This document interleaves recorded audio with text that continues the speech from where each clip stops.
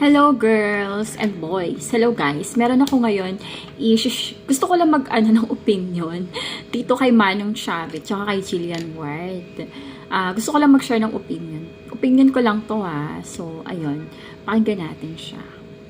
Iginit niya rin, di pa niya nakilala, na-meet, nakausap o nakita si dating Ilocos Sir Governor Chavit Singson. Makichika kay Athena Imperial.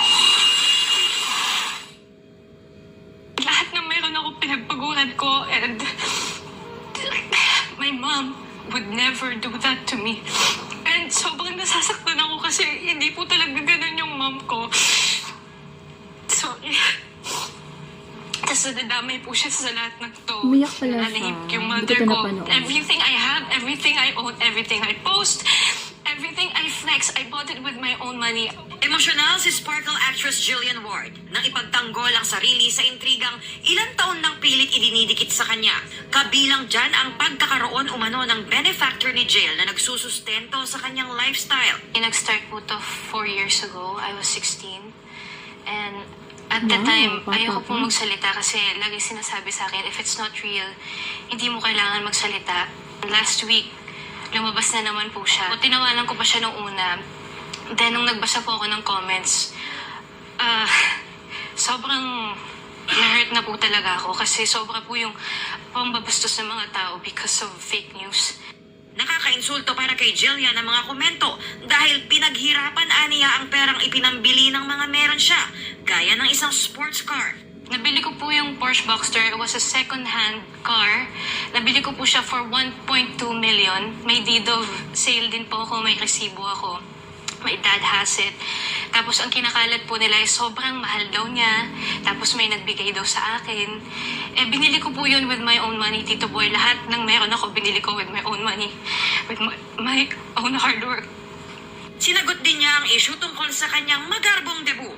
Pagdidiin ni Jill, wala siyang masyadong ginastos nang i-celebrate ang kanyang 18th birthday dahil regalo at may mga nag-ambagan para rito. May mga CCTV na magbibigay ng pruweba na nakita ka raw na may kasama kang sponsor. Yeah. Comment. Yung nga po gusto ko sabihin sa kanilang lahat kasi sinasabi nila, pati po sa mga comments, kinakalat nila na meron daw CCTV footage. Pumupunta daw ako sa hotels to be with old men na binibigyan po ako ng cars or sinusponsoran yung dibo ko. It's not real. And kung meron silang CCTV footage, I dare them na ilabas po yun. And sana kung maglalabas sila hindi AI.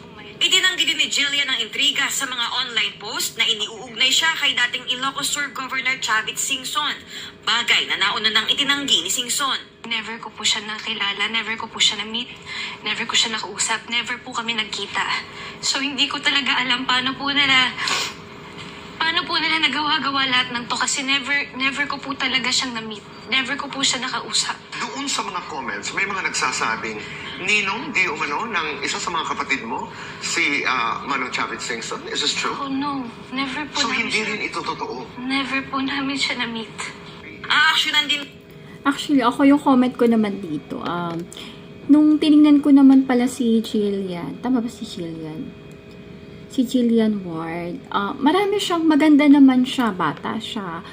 Feeling ko, hindi niya naman kailangan ng sponsor. Kasi nga, masipag naman siya. Tapos talagang active yung niya, yung showbiz niya, ganun. Kasi nga maganda siya, 'di ba?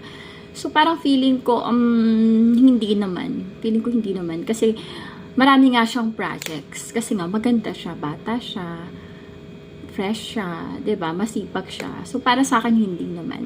Siguro yung mga ibang kakapit lang doon, yung mga tamad, tapos yung ayaw na mag-artista, yung hindi naman masyadong kagandahan, ganun. So para sa akin talaga hindi niya talaga papatulan si Manong Chavit. And confident din talaga siya na sabihin sa social media na hindi talaga, 'di ba? Kasi kung meron naman, nakakalat talaga 'yun, 'di ba? Tapos yung sa birthday niya, hindi ko na yung sa birthday niya eh. Pero kung totoo man yun, siya, parang, marami naman talagang ganyan yung nagpo-promote, diba? Ng mga gift. Oh my God, may, pala yung lipstick ko. May, nag-lipstick kasi ako. Marami naman talaga mga nag-sponsor pag sa mga birthday, diba? Tsaka lalo na si Kato, celebrity siya. So talagang marami mag-sponsor siya. So, ayun, feeling ko naman, hindi talaga. So, kung halimbawa man totoo yun, like, sobrang ganda niya, girl, 'di ba? So, talagang papatulan talaga siya. Ng mga, mga politician, mayayaman. Kasi ang ganda-ganda niya, 'di ba? So, yun lang yung masasabi ko. So, kung bigay man yun sa kanya ni Chavit, kung totoo man talaga yun, deserve niya yun kasi maganda siya, 'di ba? So, yan lang for me. And then, siguro, bata pa kasi siya parang feeling ko hindi nga talaga papatulan si Manong Chavit. Kasi, maganda naman yung life niya. Hindi siya gipit na gipit. Alam mo yung ganun. Kasi nga workaholic siya. So, I think, yes, hindi talaga. Kasi confident si girl. So, ayun lang, girl. So, kung ano man talaga yung bahala na. I mean, ito lang yung honest opinion ko. So, ayun. So, kung wala kang work, wala kang talent or possible talaga patulan mo si Manong Chavit. So, ayun lang, girls. So, meron pa akong i-share sa inyo na mga, mga chika natin. Kasi nung gusto nyo, mga chika-chika, diba? So, yun lang yung opinion ko. So, marami pa. Panoorin nyo next time. Bye! Uy, nagla-live din pala ako, ha. So, panoorin nyo ako, girls. Ayun. Bye!